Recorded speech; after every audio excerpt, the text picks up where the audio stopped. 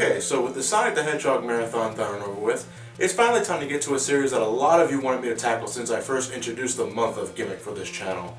Well, first and foremost, this ain't gonna be a month of. Why? These two games. I will leave it at that. Now, I've been well familiar with the Zelda franchise since the early 90s, but I'm certainly not what you would call a Zelda fanatic. I do own quite a number of Zelda titles, but they're definitely not games I'll religiously play over and over again. I have my fun with the series, but these are the type of games that I'll play and complete and then maybe wait a few years before picking it up again. For this marathon, we're going to be tackling the first 5 console games released for the series. I won't be tackling any handheld games, so for those of you wondering if I'm going to tackle games like Link's Awakening, then I'm sorry, but not just yet. Well, we have a lot of ground to cover. Fortunately, I don't think these reviews will be as extensive as the Sonic the Hedgehog Marathon reviews were. So for those of you that found my reviews of the Sonic the Hedgehog games back then to be quite exhausting, then I think you'll be able to breathe easier this time. Or not, we haven't exactly gotten started yet, but let's not waste any more time. Ladies and gentlemen, welcome to The Legend of Zelda Marathon.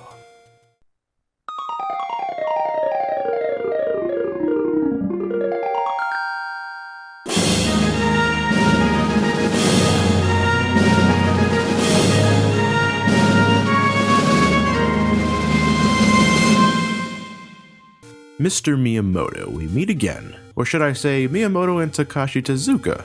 Alright, well, Takashi Tezuka was also part of the development of Super Mario Bros., but I think he had a more significant role this time around. Not only did he help design this game with the assistance of Miyamoto, but he was also the writer for this game. Yeah, the story isn't exactly what you would call grand at this point, but still, it's something, right? Despite being produced around the same time as Super Mario Bros., The Legend of Zelda didn't debut until February of 1986 for the Famicom, about 5 months after Mario made his mark on the world. Instead of being a 2D platformer, The Legend of Zelda was an overhead game, with a much larger focus on exploration. There were no stages to complete, no points to accumulate, no lives, none of that.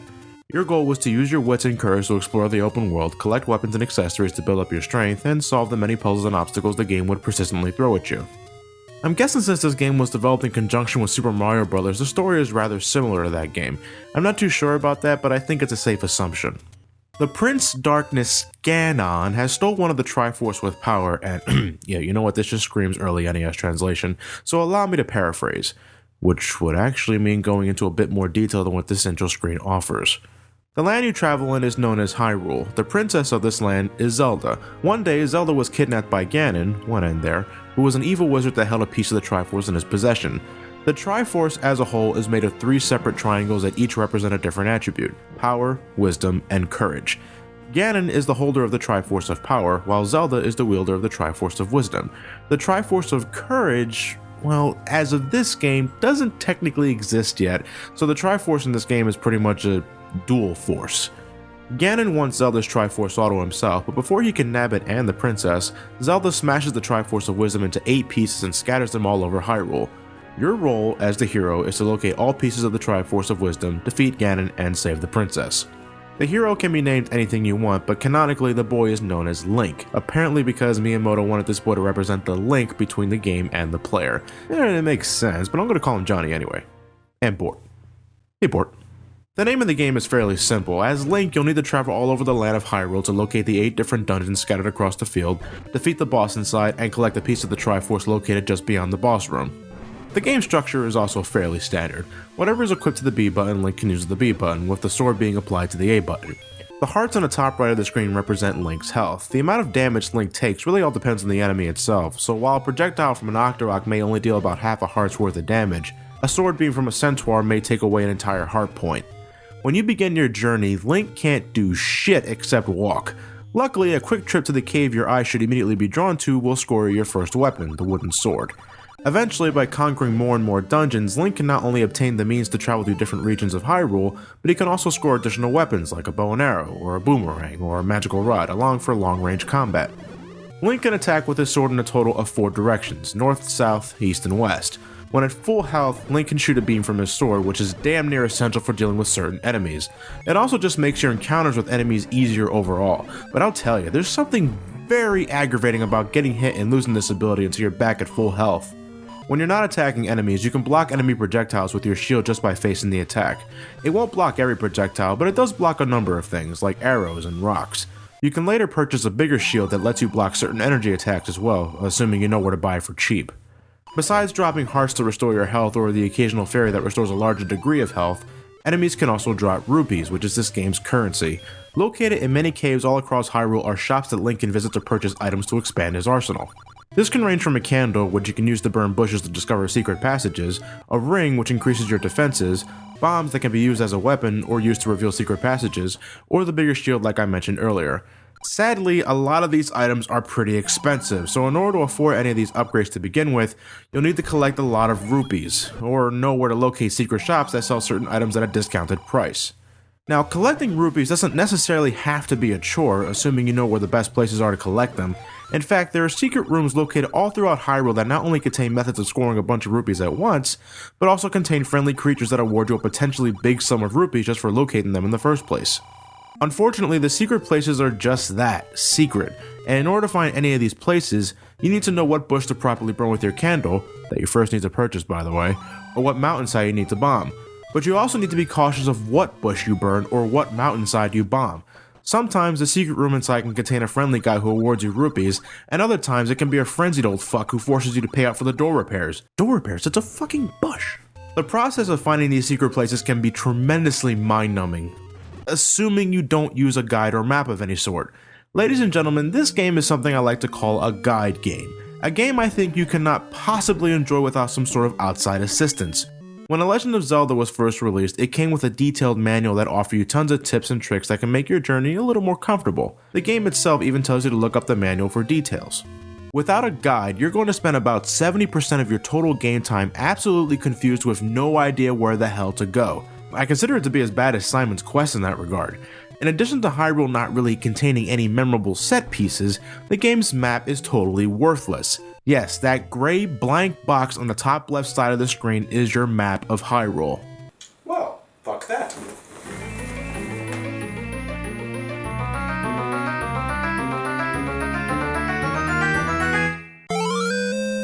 This is pretty much required to find all the secrets and dungeons with ease. Yeah, I know one of the main points of the game is to explore and discover these things on your own, but besides curiosity you would only achieve from extreme boredom, what exactly in this game compels you to use the candle to burn specific bushes or use bombs to blast specific walls? The answer? Nothing. If you didn't have the manual, you would never get the idea to do so, and without discovering these secrets, you would never come across those secret rooms where you could permanently increase your health, or nab a red potion that fully restores your life in an emergency. The most you will possibly find is an upgrade to your sword, which you may or may not be able to use because you first need to master it. Well, how the hell can I master something I can't use at first? Well, what the old man really means is that you need more hearts, which I can score by finding secret rooms or by defeating bosses at the end of the dungeon. The advice the old man can offer overall is downright baffling most of the time. Dodongo dislikes smoke. Well, who or what is a Dodongo? Is he a friend, a douchebag neighbor, a boss? Well, if you had the manual, you would know that Dodongo is a dinosaur that has a thick hide that repels normal attacks. With that hint, you could possibly get the idea to use bombs to kill it, but without it, well, I think at this point you get the gist of it. I'm all for a non-linear adventure, but this isn't what I would call a well-designed non-linear adventure. The only time things get a little more streamlined is when you're inside a dungeon, which not only sports a better map system than the overworld, but it does a better job establishing rules and how things work. It can still get pretty confusing at times, yeah, but dungeons overall are much smaller than the overworld in general, so it's only a matter of time before you discover the correct way to proceed. Except when trying to get past this guy in Dungeon 7. Give him the meat, that's what he wants. Oh, come on. Surely it was obvious enough that grumble grumble translates to give me the expensive food that you can only acquire in a shop in the overworld, which you're not exactly sure on what it does without the manual, but you should have it in your inventory anyway. What's that? It wasn't? Well, fuck me.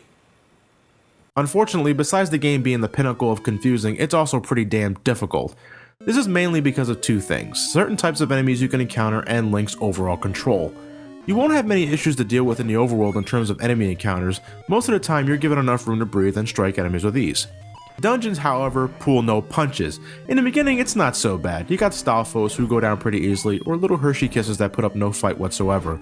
But right around Dungeon 3 you're introduced to these assholes, Dark Nuts. Dark Nuts, why does that sound like a Portal version of Dark Knight? Anyway, these fuckers can't be attacked from the front, you have to approach them from either the side or behind. Problem is, they never stop fucking moving! And Link isn't exactly the most mobile fighter out there. Link is a tank when it comes to sword combat. He can't move and swing a sword at the same time, so you have to constantly pause to stab something. As such, it's very possible to lose a shitload of health just by accidentally running into these guys. With the proper upgrades like your bow and arrow or bombs, you can take these guys out with a little more ease, but then there are times where the game likes to throw a ton of these guys at you at once, and sometimes need to defeat all of them in order to progress further into the dungeon. That's a real pain in the ass. It also doesn't help that the game later introduces the blue variety, which not only hit harder, they also take more hits to kill. Then there are these little shits, Wizzrobes, who can seriously wreck your shit up in such a small amount of time, it can be a nightmare. Like Darknuts, there's 2 variations of them, but these guys like to teleport all over the place and the blue ones never stop fucking moving! Christ, just stay still already! There's even these psychedelic disco skulls that can temporarily disable your attack if you touch them, leaving you to depend on your sub-weapons, which are, most of the time, not as effective as the sword. Combined with Link's somewhat stiff maneuverability, don't be surprised if your ass gets dogpiled by these jerks in later dungeons. Besides that, however, no other enemy really sticks out as annoying. Most of them go down pretty easily with just a few stabs. Even the bosses at the end of a dungeon are rather easy compared to the enemy combinations you faced earlier. The only one I don't really like is the Blue Goma, because the amount of projectiles that are thrown at you forces you to spend most of your time just dodging shit, instead of shooting an arrow into its eye. After collecting the 8th piece of the Triforce of Wisdom, we can head back to Death Mountain located at the top of Hyrule, where Ganon's dungeon awaits. Ganon's dungeon is the epitome of cruel. This place is enormous and filled to the brim with all sorts of enemies and ways to drain your health like nothing else. Take my advice, use a map. And I'm not talking about the one you find inside the dungeon itself, no, use a real fucking map on GameFAQs or something like that. Because Ganon's dungeon is also filled with a lot of dead ends, with a horde of Wizzrobes waiting to ambush you. Fresh meat, fresh meat, fresh meat. I feel so terrible for any kid in the 80s who played this game without a guide of any sort, or a friend who knew all the tricks of the trade. This place is that brutal. But even with the proper guidance, there's still a ton of shit you have to deal with just to get to the upgrades you can obtain, and finally Ganon himself. Thankfully, one of those upgrades you can obtain is the Red Ring, the final boost to your defense that also makes Link look like Saint Nick. The other upgrade is the Silver Arrow, which is mandatory if you want to complete the game. You see, if you don't have the Silver Arrows when you reach Ganon, you can't win! Only the Silver Arrow can deal the finishing blow to Ganon. Guys, the only reason why I'm not completely flipping my shit is because there was never a time where I attempted to play this game without a guide. It was because I had a map and a guide that I was able to enter Dungeon 1 with 6 hearts, the second sword, and the blue ring upgrade. It was because I had a guide and map that I was able to preemptively buy the food to feed the Goria in Dungeon 7 to bypass him, and it was because I had the guide and map that I was able to know that the Silver Arrow was required to beat the game, because this hint isn't exactly helpful.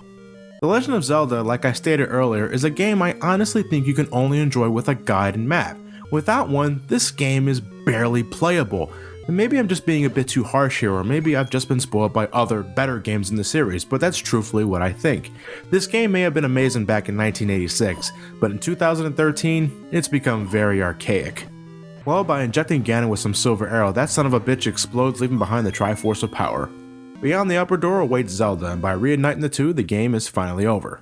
Well, actually, there's also a second quest you can tackle, which is essentially this game's hard mode, but if you used the guide and map the last time, it really shouldn't be that much harder. You can also start with the second quest immediately by entering your name as Zelda when you register your name. To this day, I have yet to actually attempt to complete the second quest, but I would need to be extremely bored to even think about doing so. I'd rather just move on to the next game at this point.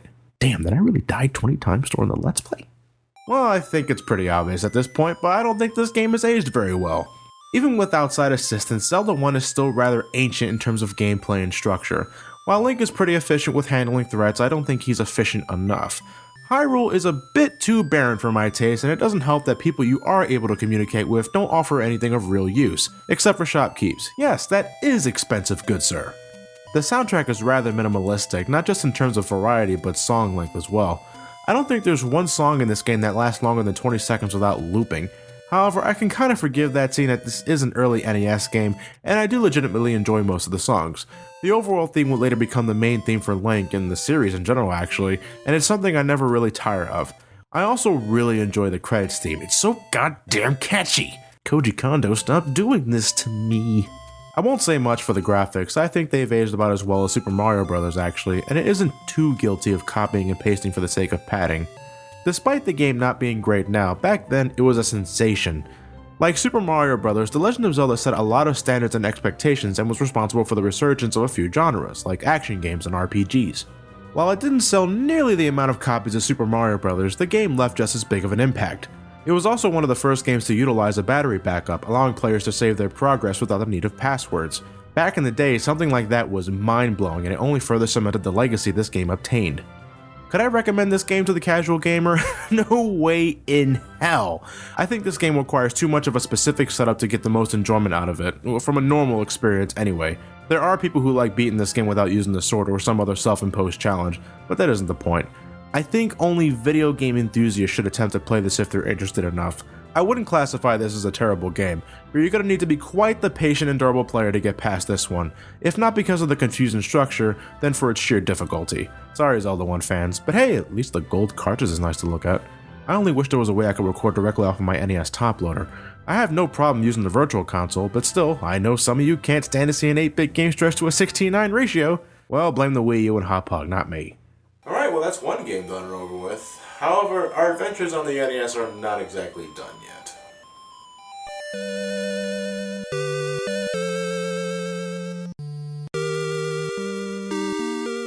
Next up is Zelda 2, The Adventure of Link. The Adventure of Link, wasn't the first game in Adventure? Doesn't that not count? Or well, I'm gonna get a cup of coffee. I need to prep for the adventure I'm gonna have.